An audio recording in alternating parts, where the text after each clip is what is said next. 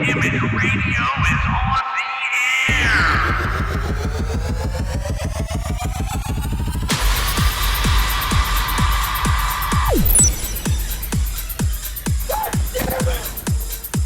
Golden Image. Oh, I finally got to craft this game. Rock on. Oh! Wow. No, no, no, no, no, no, no, no, no, no. Hello, Golden Image Podcast listeners.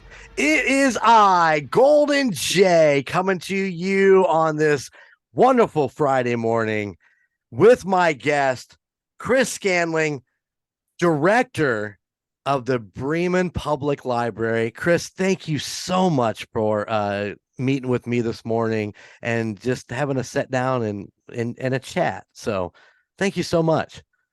Well, I'm certainly honored to be with you today and that you've set aside time. As always, get excited whenever I have the opportunity to talk about the library and services and hopefully spread the word to get more people through our doors. Right, exactly. As I've never met Chris before. This is our first time kind of meeting. We did chat a little bit before we started the actual interview.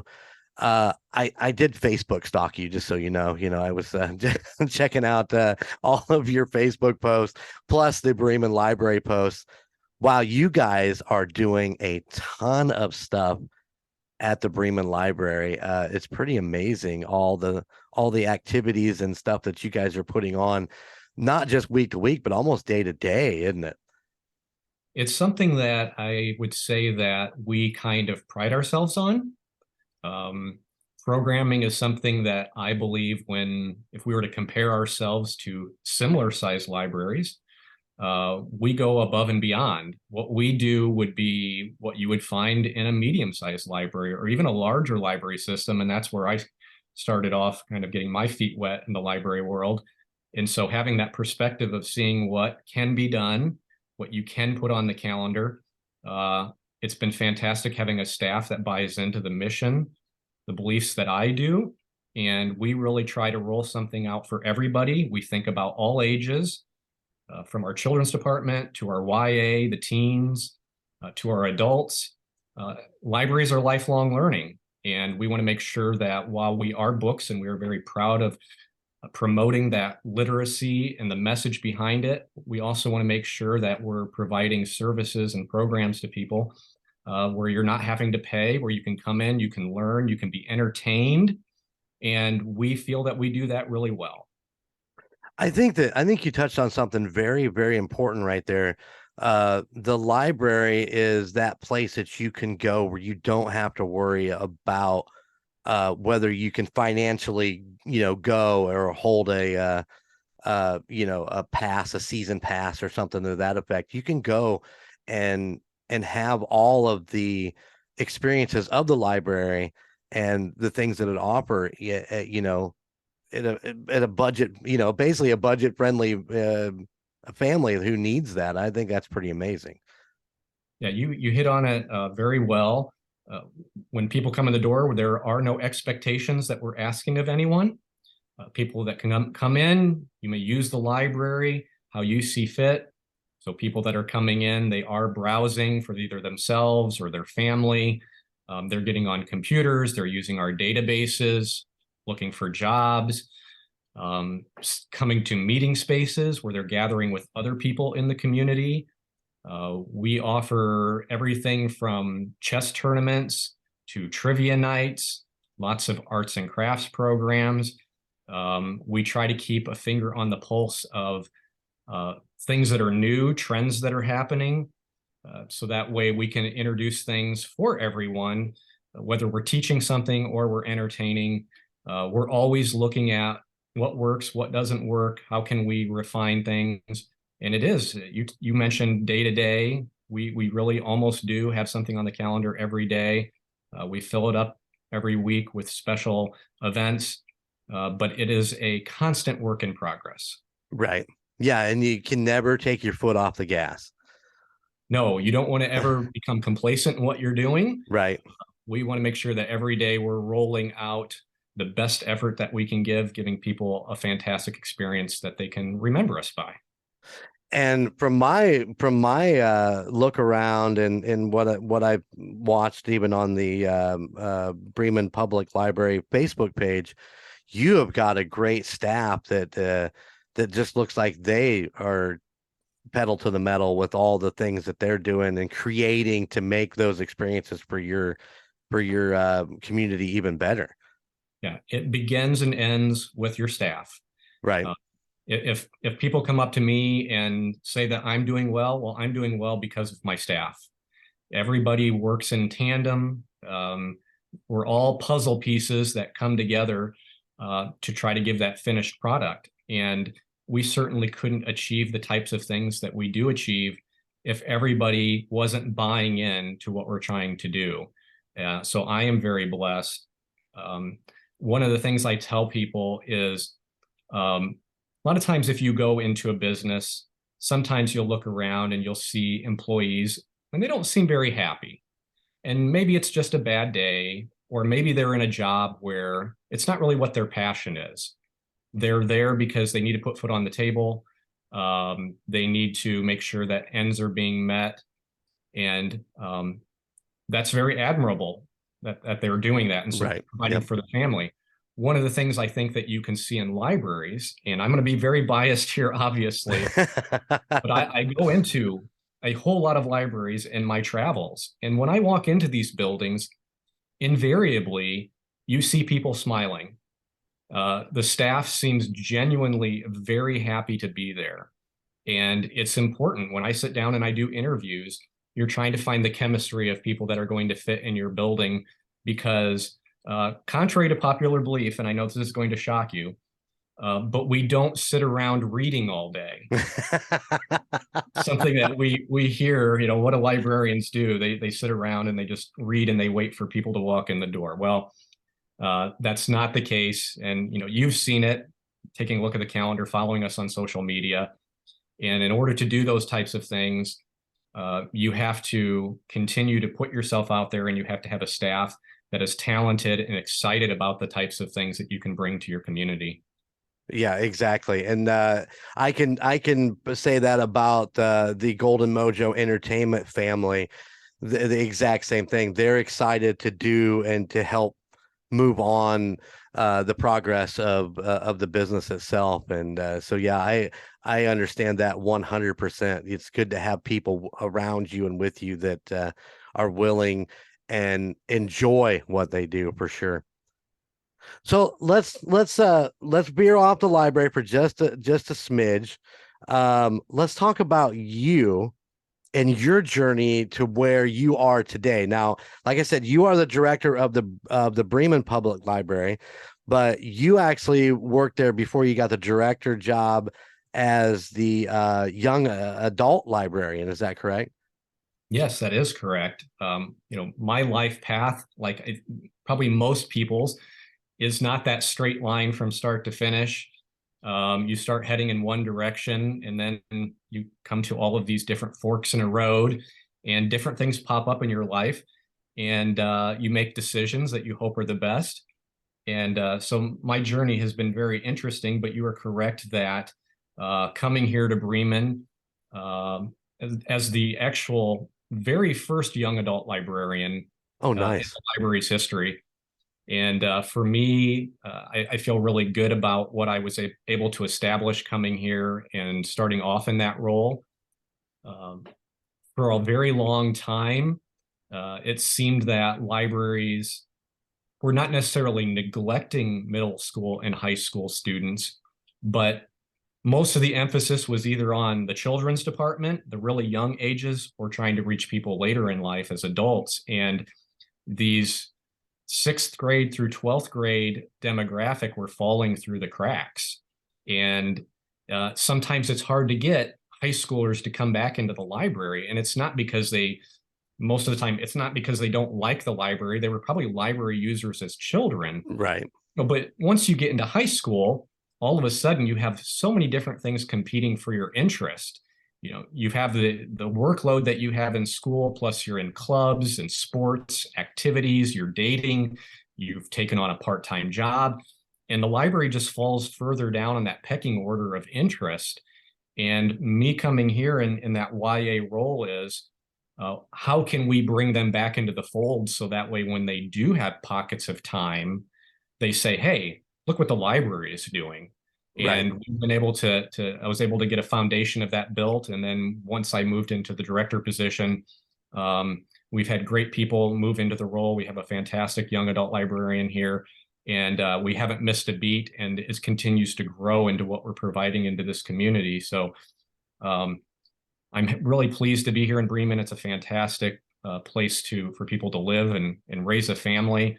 And I'm coming up on 7 years. March the 1st will be 7 years at Bremen Public Library. Well, congratulations, 7-year anniversary. That's amazing. Yes. I love that. Well, let's talk about a couple of things that you've done in the past before you actually came to Bremen. I'm looking. Okay, let me start with the kind of the nearest one.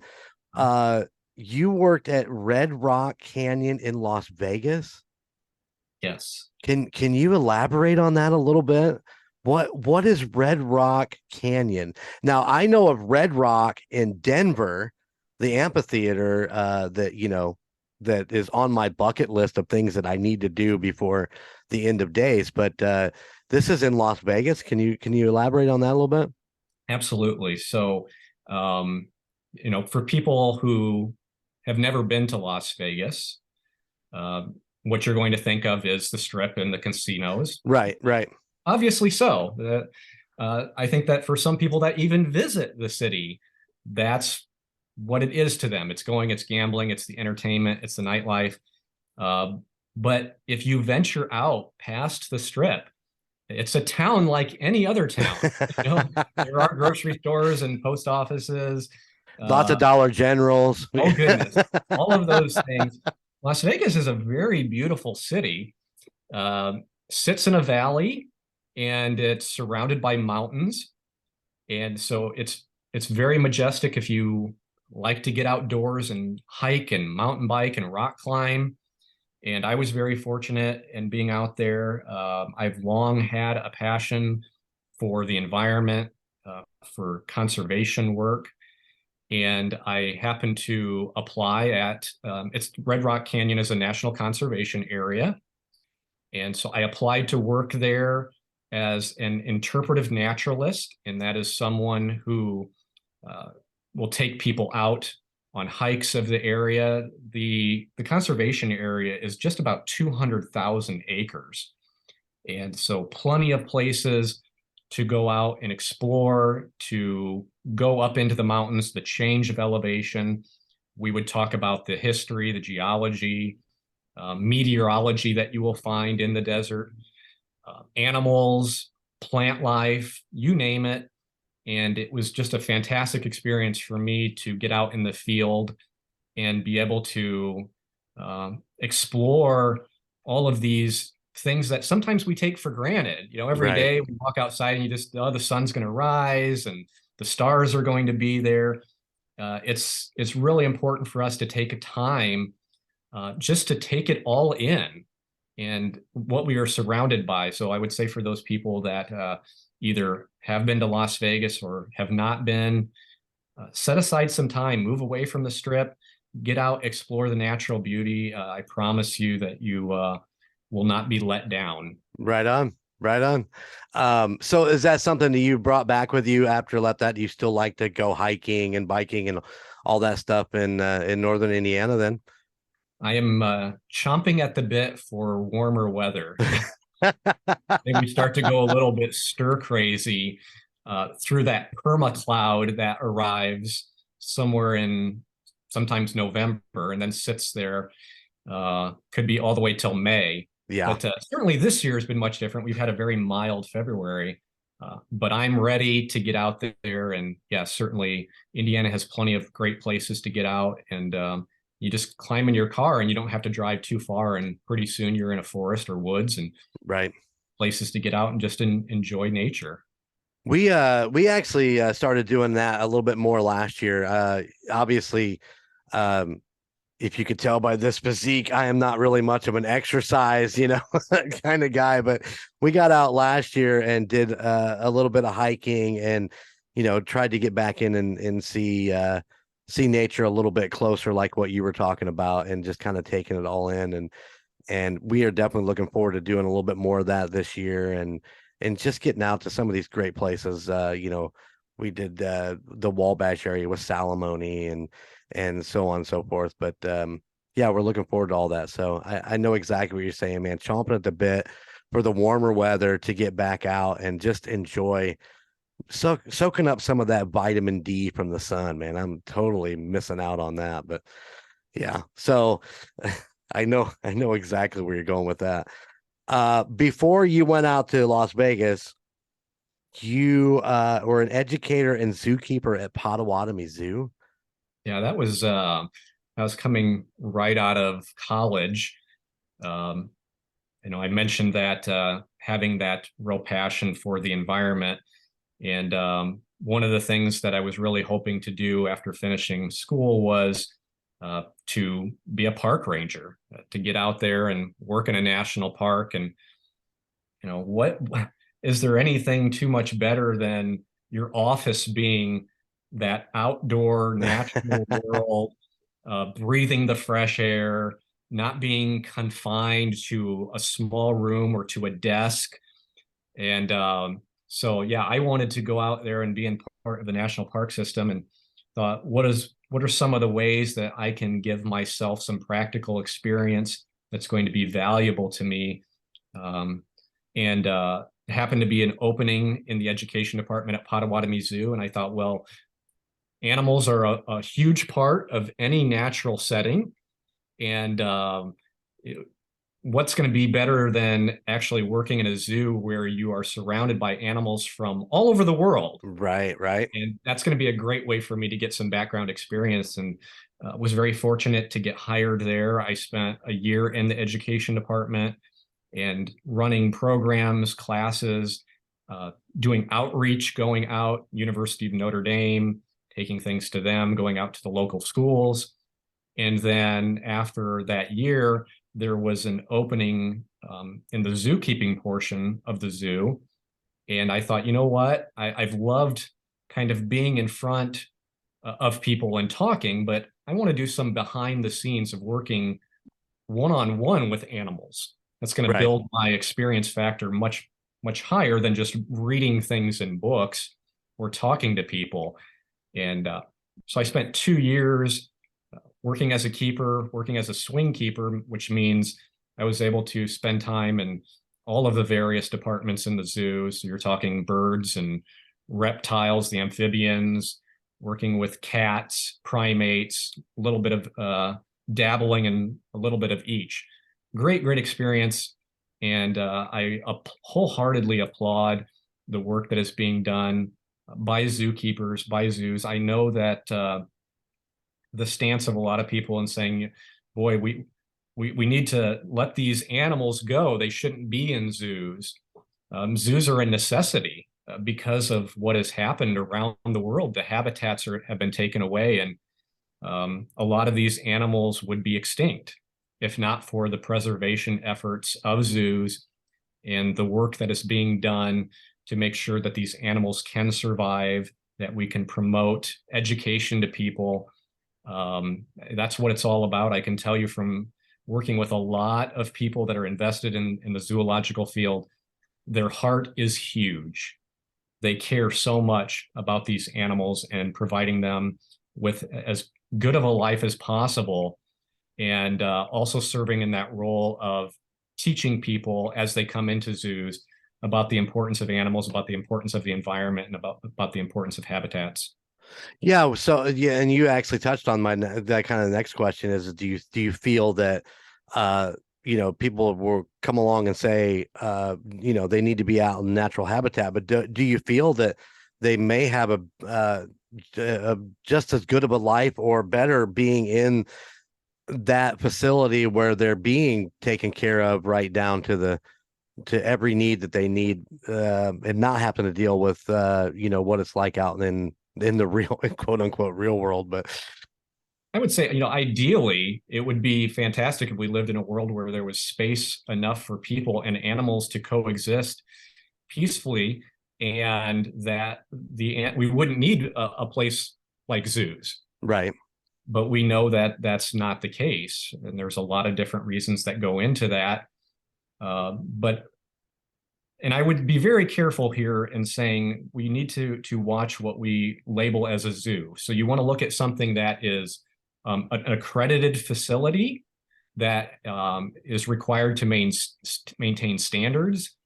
And then there are places that do not have that. Right. And that's typically where you will see conditions that are not good, that the welfare of the animal is not taken into consideration.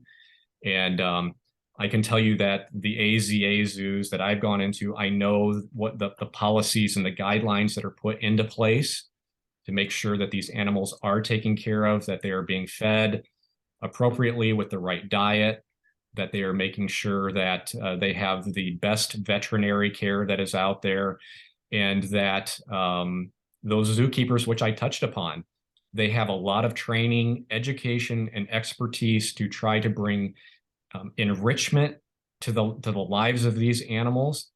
Again, it'd be great to have them out in the natural world. Since we can't always have that, I know that what zoos are doing is fantastic work to giving lives, to extending the lives for animals. You think about out in the natural world where you're dealing with things like predators, Right. That's the potential to shorten lives. So typically life expectancy is going to be much higher. It's a different experience for the animal, certainly. Right. Yeah. Well, and I know that Potawatomi in general has really amped up their facility as far as, rebuilds and getting a lot more interaction and just making that zoo a better zoo within, with the last 10 years. They've been really focused on bringing that back to where, to a high standard, I do believe. Me personally, I don't do Potawatomi a lot. I'm a big fan of the Fort Wayne Children's Zoo and what they do there, and they're always under construction for something. But I love going to the zoos, and I think we have a couple of the best right here in Northern Indiana. Yeah, Fort Wayne Children's Zoo is fantastic. I had an opportunity to go and work there, and that's one of those where I was given different opportunities in life and say, do you want to go down this path or this path? And I didn't go down that road, but I can tell you, knowing people that have worked there or that are still there, it is a world-class zoo to go to, and we're lucky to have it in the state of Indiana, the things that they're doing there. You're right. We don't have to travel far. You've got Toledo Zoo, which is very good. Indianapolis, you can travel up to Detroit. You head over to Chicago and you're going to get good experiences with Brookfield Zoo. Right. We're not far from these great institutions. I've heard good things about the St. Louis Zoo. I've yet to go check that one out, but that might be on my list one of these days, is to run down to St. Louis and go check out that one. I've heard it's a really good one too. Well, if you ever want to do a sequel, we can do a podcast. If we want to talk about zoos to explore, I could probably give you some great ones. If you can certainly get to St. Louis by car, that's not a problem. But if we're going to start talking about further things out to the coast, probably going to have to get on a plane. Right. Oh, I love to fly. Not really, but I'm not against it, but I think one of the things too is kind of like with libraries, you're going to find that similar mindset of people that work in zoos where they're very happy to be where they are, and just the passion that you have to have occupations such as these. Yeah, 100%. I don't think that you go into being a librarian or being a zookeeper with the expectation of I'm just here to collect a paycheck and go home. I think that both of those jobs are jobs that you are passionate about, and those are the ones that you wake up and are happy to go to every day. I think that's it really depends on the mindset of the person and what you're seeking out of life. And for me, it's always, no matter what I've done, it's boiled down to when I get to be at an age where I'm sitting on my porch and I'm looking back over the course of my life, I want to feel like I made a difference in some way. What did I leave to make things a little bit better? And I feel like the stops that kind of made along the way, I can be proud of that work. It's sometimes these are fields where you're not necessarily going to make the amount of money to live a lavish Hollywood style type of existence. But you can be very comfortable depending on how you climb up the ladder and the types of things that you're willing to do, or if you're willing to move, that's going to be a really big one. But for me, it's the dollar component is only one aspect of a job. It's that fulfillment that you're getting out of coming home every day and looking back over the course of the day and feeling good about the stock of what you put in. Right. Yeah. I think it's been a long standing comment that, if you don't love what you do, then what's the point of doing it? If you come home and you just hate what you've done all day long and you dread going back in every day, then why torment yourself that way? Is it just about the money, or, there's always something else out there, and there's always a way to go and find the passion of what you want to do, whether it be a librarian or whether it be a podcaster or a musician or whatever the case may be. There's ways to make money at all these things. And if you want to do them bad enough, then you'll make that happen. And, it's life's too short to hate what you do day to day. Way too short. Right. And certainly I would say no matter what it is that you choose to do it to the best of your ability. And that's kind of what it boils down to. Right. Exactly. All right, let's double back a little bit. Some of the things that the library has done. I noticed that you for Halloween, you guys had a full dress up this year. Were you a Dark Lord Sith in that one picture? You've really gone and done a nice job of combing through photos. Yeah, I'm not. I've never been opposed to putting on a costume to try to further that mission, right? We're seeking to accomplish. I don't know necessarily if a lot of library directors continue to do that once they reach that stage of their career. I have, I don't mind doing that. I will relish that opportunity. Whether it's putting on a fake beard or a wig, you just come find me, and it's not going to take a whole lot of convincing. He loves to get down and get dirt under your fingernails and go have a good time with your staff. That would be a good thing to say. Absolutely. You're one of the team. Programming for me is the lifeblood of what libraries do. And, if you want the community to be excited about what you're doing, you should be excited about it. They should be able to see that you're not just going through the motions of something. And, I'm very happy to put on a costume or, put me where you need me to be. So that way we can kind of put faces with the staff, the types of things that we're doing. Well, and I think that really shows how invested you are in what you're doing. Is, a lot of people that, have a director status that I've met in my past, they, most of them are really cool, but a lot of them won't put themselves out there. And there's a photo of you all dressed up on the Bremen Facebook page, and I think that just goes to show how much you enjoy being a part of everything that's going on, and you're willing to put yourself out there and just have a good time. So I commend you on that, my friend. That's pretty awesome. You have to, and I know plenty of directors that would love to be able to do that, but other responsibilities get pulled, and you're going in all these different directions, and so you have to be selective about the types of things that you're doing on an everyday basis. Right. And, I have to certainly pick and choose with my time.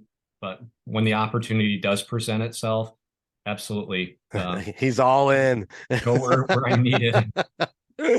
Well, you said that you have been working there 7 years. How long have you been the director? So I became the director in 2018. So I was here a little over 2 years in that young adult position before becoming the director. So that brings me to my next question, and this is the big question. Well, I don't know how big it is, but how did you work through the pandemic? Like everyone else, we did so cautiously.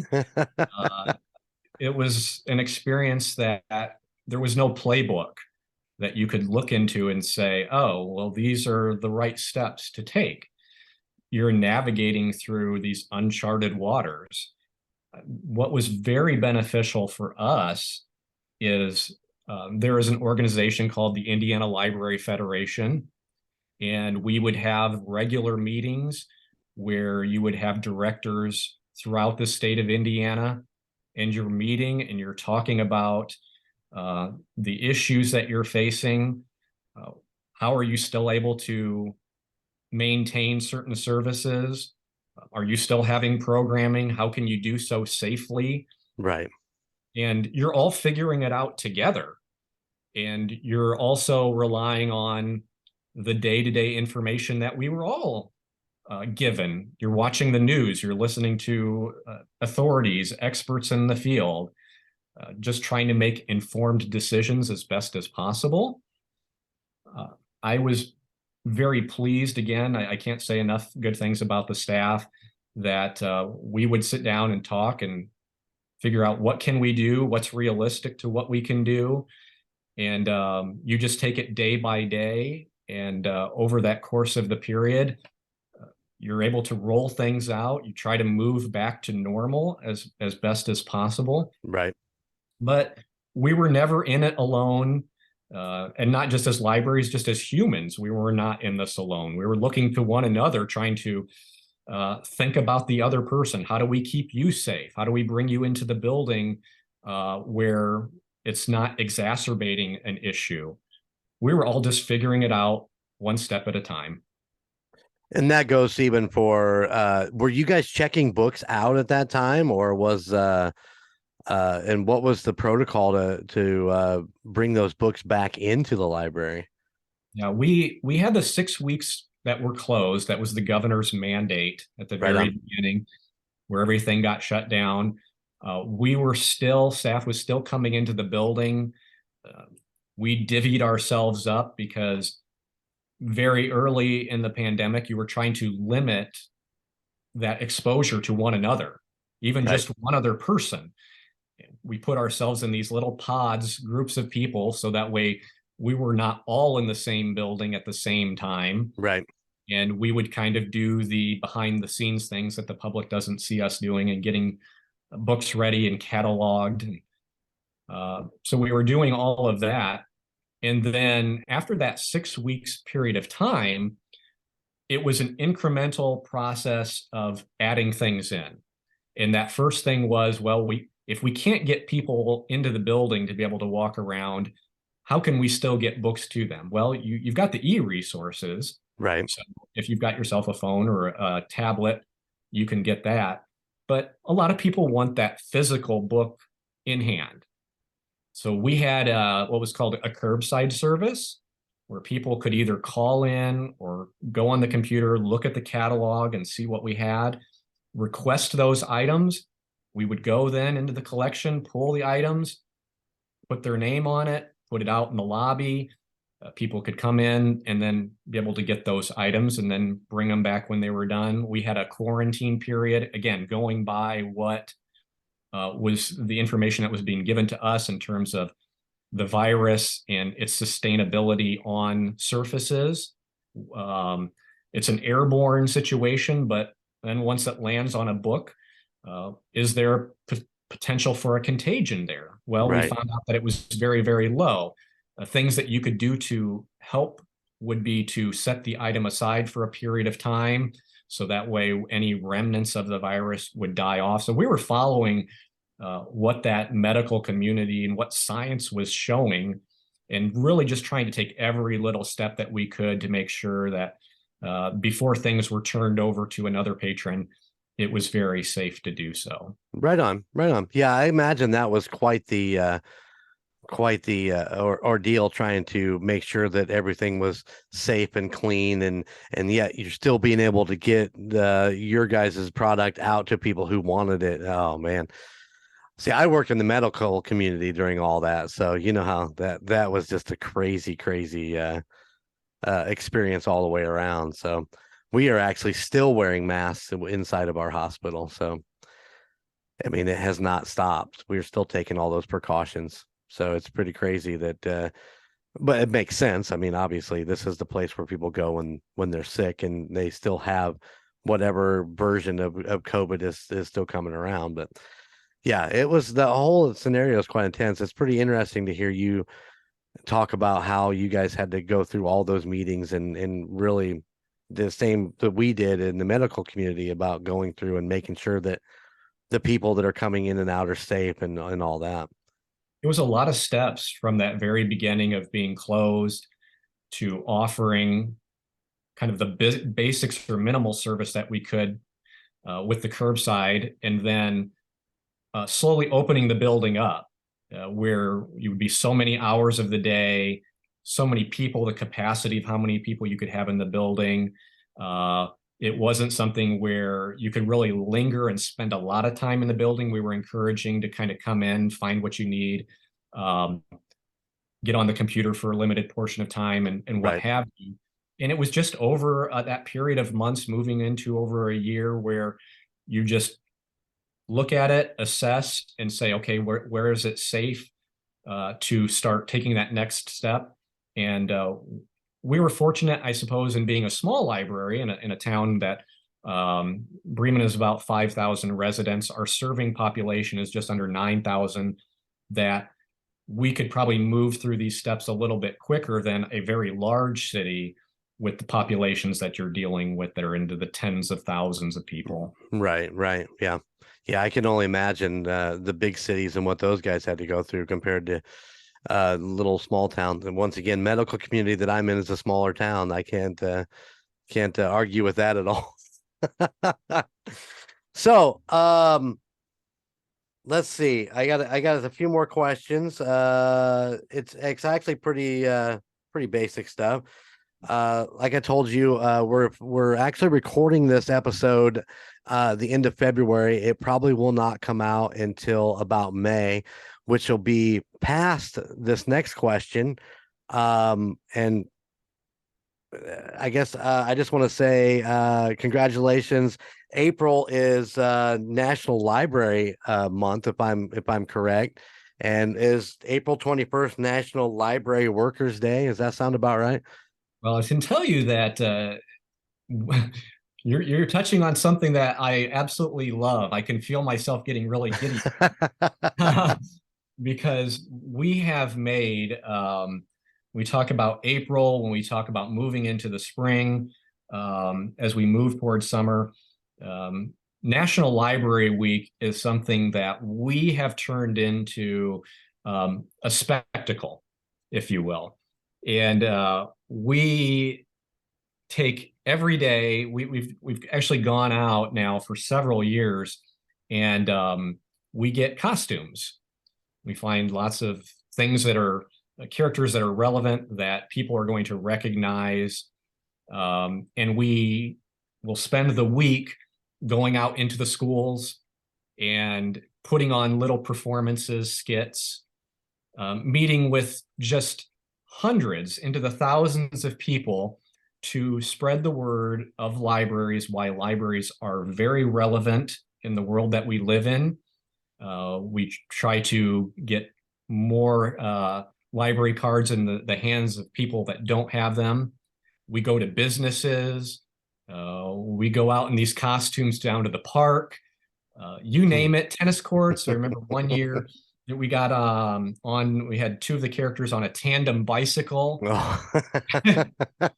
I remember being in the back of a convertible one year, there was these characters called Elephant and Piggy, and I was Elephant, and the head was ginormous. And I'm sitting in the back of this convertible and we're driving down the road, and I could feel that between the motion of the car and the wind that my head was being pulled off of the body. And I think I'm holding on as tightly as possible, because one way to surely traumatize somebody is to look over and see an elephant in the back seat of a vehicle and then the costume head come flying off. That would. So the things that we go to, the lengths that we go to promote libraries as part of that, not just National Library Workers Day, but National Library Week. We do things all throughout the course of the month to really just kind of hammer home the point of what libraries can do for you in a world that is full of misinformation. Libraries are still that place to go to where you can count on the people that are working there that are going to be diligent in the research that they do to help you figure out maybe the issues or the problems that you're facing, the complexities of where you're trying to get an answer. What we pride ourselves, that's what librarians do. And it becomes tougher and tougher in a society where people want information quickly, but they don't realize that sometimes information that comes quickly is not accurate. Right. It may take us a little bit more time, but we want to make sure that what we're giving you is honest and trustworthy. Yeah, because you can believe everything you get on the internet. Oh, I think I saw a meme. I've seen a meme or two about that. If it came from the internet, it's the truth. Once again, like I said, this episode will not drop until the beginning of May. Can you tell us if you maybe you don't have a schedule out and maybe you guys are still working on it since we're still early in the year, what you guys have got kind of planned out for events coming into the summer and fall for the Bremen Public Library? Well, how much time do we have left? Hey, we have all the time in the world. Yeah, it's because of the fact that we do hang our hat on that that programming that we're able to provide the community. I would certainly encourage everybody to go to our website, bremen.lib.in.us, and just make sure that you're following that calendar and seeing the things that we're doing weekly, because we do have things that are all planned out for the rest of kind of the spring. But as you said, by the time this airs, those programs will have come and gone. Right. So summertime is going to be, when I talk about National Library Week, which we turn in to a month long of all these different activities, we do the same thing when we get into summer reading. So we have what's called summer reading program, and June and July, we take 8 weeks. And this is a fantastic opportunity when you have kids that are out of school, when you have people that are taking vacations. Instead of having that window of time where maybe you can only come into the library in the evening once you get off of work and kids are out of school, once that day opens up a little bit more and you've got more free time, we make sure we're targeting that as a library. So once we open up, all throughout the course of the day, you're going to see just a plethora of activities that are taking place, not just within the four walls of this building, but what we realize is that not everybody can make it into the building. And it's imperative for us to say, how can we get outside of these four walls to take library services to different corners of not just Bremen, but getting out into Marshall County and beyond. Right. And that's where you'll see us taking place at lots of different events. And we'll take that summer reading program message and get out to where we can, so people that can come and visit us in those places. So please, certainly for people, go ahead and make sure that you're circling June and July. We're going to be doing, and this is going to kind of go back to my roots of thinking about the environment, but we're doing a theme that is centered on the outdoors, the great outdoors. And so you're going to see lots of things, backpacks and hiking wild animals. We're going to take those elements. We're going to bring them into the decorations of the things that you see within this building. You'll see, this will be shocking, but you'll see lots of people dressing up in different things. Again, taking the opportunity to dress up in the costumes, us going out to different places. And then certainly as we move into the fall, once people kind of return back to the normalcy of life, we have really big things. We have, as we move into August and September, where we have National Library Card sign up. And that's another way. How do we get more of those library cards in the hands of people? Right. I cannot tell you the power that you get from a library card, just so much access that you're getting for free. And once we move into October, you have what's called Teentober, and it's taking what used to just be a handful of days where you were doing these special events really targeted for those young adults. It's turned into a month-long extravaganza. And at Bremen Public Library, another one of those things that we really were circling. I can tell you that our young adult librarian, he's already been working on Teentober. He is well ahead of that curve. So that by the time it rolls around, it's just week to week, lots of things for people to be able to do. So follow the library, follow us on social media. You can get us on Facebook and Instagram to see. We're very active in those regards, putting pictures out, the types of things that we're doing. Yeah, I'll tell you right now, it's facebook.com/Bremen Public Library. I've spent my morning actually looking through. To be honest, I was absolutely amazed. I mean, of all of the amount of photos and stories that were on there for just the month of February. I mean, there is just a ton of posts and stuff like that for you guys to read through. Pictures of the Bremen community and the people that come to the library and do these programs. Once again, I'm looking through, and there is my son, his wife Jess, and my two grandkids sitting in the tub for finishing one of the reading programs. Nothing makes you happier than seeing your own family on the website. I was pretty proud at that point. Yeah, the bathtub is very popular. It's a good spot for people. And we always get people that have not been into the library before. What's with the bathtub? Yeah, it's perfect. I love it. Yeah, the great thing, you can go into all these different libraries and you're going to see something that's novel and unique. I started my career in the library world up at St. Joe County Public Library, a phenomenal library system. And we are really, really blessed to be in an area where you're a stone's throw away from just fantastic institutions. Right. I'm really proud of our neighbors that we're surrounded by. We've got Mishawaka and Napanee and Plymouth, Culver, Bourbon, Argus, just all around these wonderful libraries, wonderful people that work there that are doing that similar work of making sure that they're putting education and entertainment out there for people and just spreading the word of what libraries can do for you. Right. Well, for those watching on YouTube, you'll see behind Chris this amazing green screen wall that they are working on. And you are actually coming from the library inside the maker's room. Close, yeah. Okay, all right.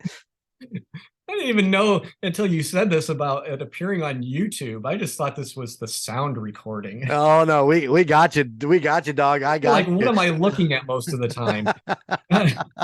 So as part of the renovation, which we have recently, well, we're wrapping it up. We're at the very tail end of it. And so I would certainly tell those people, if you either have not been to the Bremen Public Library in a long time, or if you've never been, this is a great time to come, because we spent a long period of time in effort to upgrading this facility. We renovated the existing building, and we also expanded. So we've got a bigger library, a more modern library. And as part of the efforts, well, we have 2 dedicated what are called makerspace rooms. So I am sitting in one of them, and yes, with the green wall, perfect to come in if you've got a project where you want to do something where you're filming and putting a special backdrop in place. This is going to be the room to do it. Off to the side here, which you can't see, we've got guitars. There's a turntable. If you like GarageBand and you want to come in here and do some of your recording. We actually want to do some podcasting. It's something that I've seen in other libraries where they will either have their own library podcast or they will have space for people to be able to come in and do their own recording of podcasts. So I'm probably going to pick your brain at some point in time to see about how we can get that in place. We've got an on-air sign that we've been waiting to use. We've got that on-air sign forever. Yeah, this is a fantastic room. We're thrilled. Makerspace is something that you're going to see in a lot of libraries taking advantage of getting people in and being very hands-on right with things. And that's what we want people to do. There's lots of things that we roll out that are passive, that people can come in and do, but there's also lots of things that are very active oriented. And what I love about what we've achieved in this library is we are a small library, but we're offering different types of programs that you won't necessarily see in a small library. Right. Or you may see them on a very, very small scale. And what we're trying to do here is something that you would find in larger libraries, that you don't have to travel necessarily as far to be able to take advantage of that technology. You can do that right here. Yes. For starters, whenever you're ready to get that podcasting thing rolling, give me a shout. I actually need to come up there. I want to see the rooms. I've been trying to get up there for weeks now to come up and see these spaces, and because Alicia has been really talking them up and she's really excited about them. But when the time comes and you're ready, and we'd be thrilled to come up and talk to you about what I know about it and help in any possible way that I can, for sure. That would be phenomenal, because we think about libraries are always looking at avenues. How can you find a different medium to reach people? Right. We've seen what podcasting has done and the explosion that people, they will come in and you can talk to somebody and they know, this is my favorite podcast. This is what I listen to. Yep. We want to kind of take advantage of that if we can. Yep, I 100% agree. So yeah, whenever you're ready, give me a shout. I'll be happy to help in any possible way that I can. So, all right, Chris, I have one more question for you. Okay. And this is a doozy. This is one that you may have to stop, pause, and think about for a minute. What's it like working with Alicia? Oh my. Because she is part of the Golden Mojo Entertainment family with the MurdNerds and her work with the United States of Paranormal. And we love Alicia, but I just got to ask, what's it like working with Alicia? One of the things that you will get from me is I am very transparent. And so I'm going to give you the lowdown on Alicia. I hope you're ready for it. Okay, I'm setting. Hold on, I'm secure. All right, okay. Let's do this. Buckle yourself. All right, I'm in. Alicia has been phenomenal. She is a really, not just a great library person, but is the type of person that you would want to get to know just as a friend, as a person, as a human person. She has brought such creativity to the position. For those people that are listening and don't know Alicia, but she has come in here and worked in our children's department, but has not been limited to just the children's department. Right, you can right. see her throughout the building and the influence of things that she is doing. But she has such a bubbly personality. Her talents are off the charts in the types of things that she can do in design. You go into our children's room and look around and you're going to find something that she's put together, whether it's a display. She's been, and when this airs, it will be done and over with, but we are bringing back the Bremen tea parties, and that probably won't mean anything to you. the tea parties is something that spans back decades in the Bremen community. And with COVID, it unfortunately had to be on the back burner. We couldn't have those large scale gatherings. And this is the first year in 3 years that we're going to have the tea parties again. And Alicia has been hard at work, sitting down and putting so many of the different elements together. It's going to be just off the charts. We couldn't be prouder of the work that she is doing here. And I'm really excited to see how she grows in the library field and where she decides to go, because certainly the possibilities are endless with her. She's going to go as far as she wants to go. Right. I agree. But Alicia is amazing. She has that personality that you're drawn to. You know, you just want to be around her because it's always a lot of fun. She's fun loving. She's a caring person, and yeah. And the only reason I joke around with her about that, because I have been with her for the last year or so, working on the Golden Mojo stuff, and she's been amazing, and I'm happy to see her love what she's doing so much, and she truly does love being at the library and doing all those things, and I see it in her every time I talk to her. So all right, Chris, thank you so much for all of your time this morning. I so much appreciate it, and I look forward to actually meeting you in person, because I'm going to make a trip up there to see those rooms. Now that I've seen that green screen, man, I'm so attracted to green screens. I don't know why. I tried to get into Ball State's green screen room, but I could never make it happen because they have the second largest green screen in the world. Oh. Second to only one that's in Japan. And I could never get in that room. And it drove me nuts for 8 years that my kids were going to Ball State, that I could not get in that room. Well, and the people listening, or now that I know that we have the visual, people that are watching, don't know that what you and I, when we were talking before the podcast recording started, was I wasn't even in this room. I was in a different room, and Zoom was not launching on that computer. So I'm scrambling around and happened to come in here. So I'm glad that it worked out the way that it did. I love it. That's what it takes to get you into the building. I know, right? Well, yeah, it just takes me getting off what I'm doing here when the podcasting world to make the evening when I can get up there and just come up and hang out and see all these great activities and things that you guys are doing. It sounds amazing. Yeah, like I said, facebook.com/Bremen Public Library. And you guys have a website, right? Yeah, you can find us on the website. Just if you go into your favorite search engine, you can just type in Bremen Public Library. Make sure you get the one here in Indiana, though, because we do get phone calls from people that are looking for the Bremen, Georgia. Oh, wow. And, we usually pick up on it pretty quickly with either there'll be an accent, a southern accent, or they'll ask about something and we'll have to be like, oh, I think you mean the Bremen Public Library in Georgia. Yes. So make sure when you're scoping us out and if doing that hunting and pecking, that you have the one here in Bremen, Indiana. Right on. To find. Yes.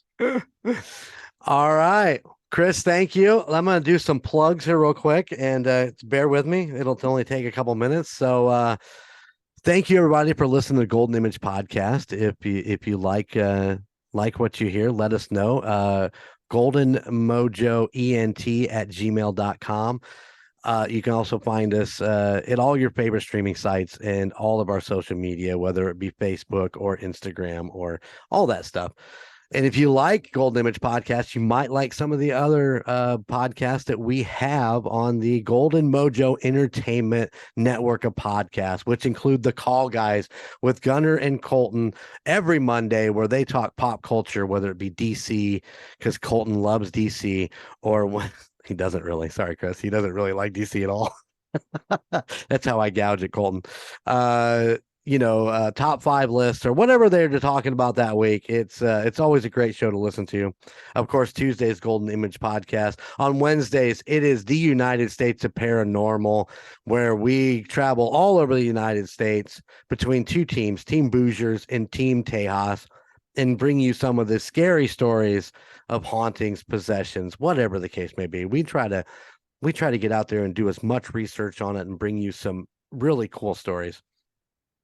Also, then on Thursdays, they're in hiatus right now, but it is the Indiana Chiefs fans podcast where Chico, myself, and the Chief discuss the Kansas City Chiefs and what's going on preseason all the way through the Super Bowl. Because let's face it, they're going to go to the Super Bowl again next year.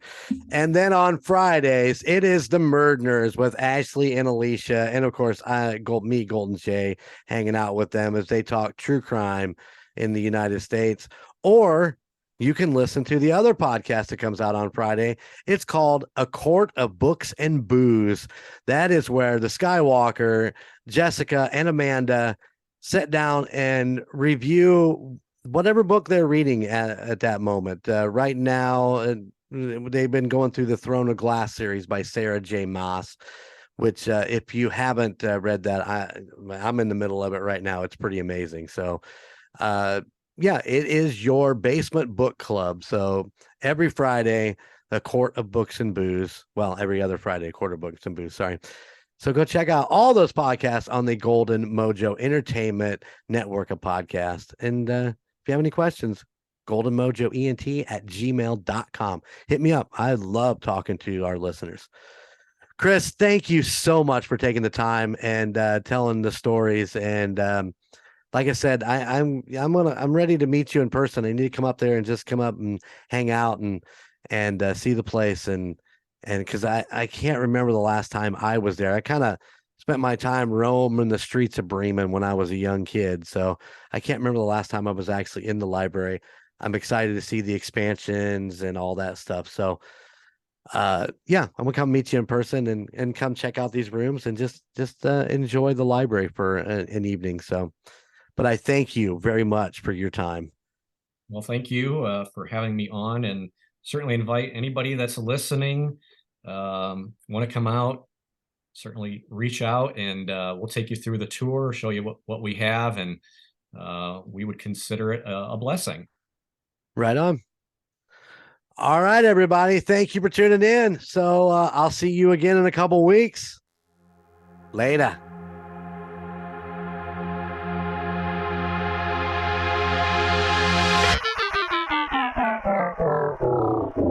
Golden Image Radio is on the air.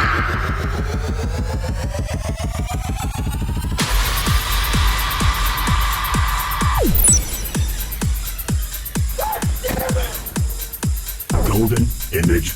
Oh, I finally got to craft this game. Rock on.